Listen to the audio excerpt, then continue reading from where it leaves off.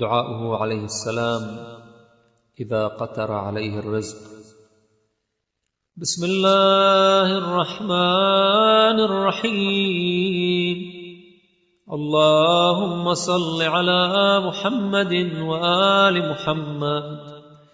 اللهم إنك ابتليتنا في أرزاقنا بسوء الظن، وفي آجالنا بطول الأمل، حتى التمسنا أرزاقك من عند المرزوقين، وطمعنا بآمالنا في أعمار المعمرين.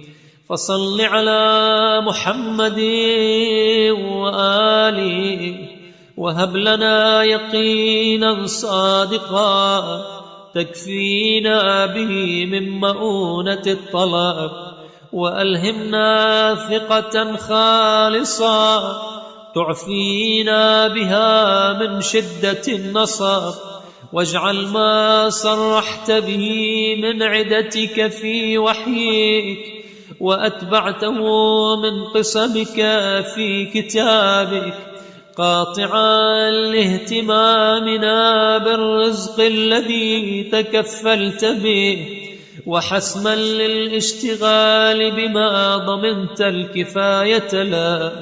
فقلت وقولك الحق الأصدق، وأقسمت وقسمك الأبر الأوفى، وفي السماء رزقكم عدون. ثم قلت فورب السماء والأرض إنه لحق مثل ما أنكم تنطقون، برحمتك يا أرحم الراحمين.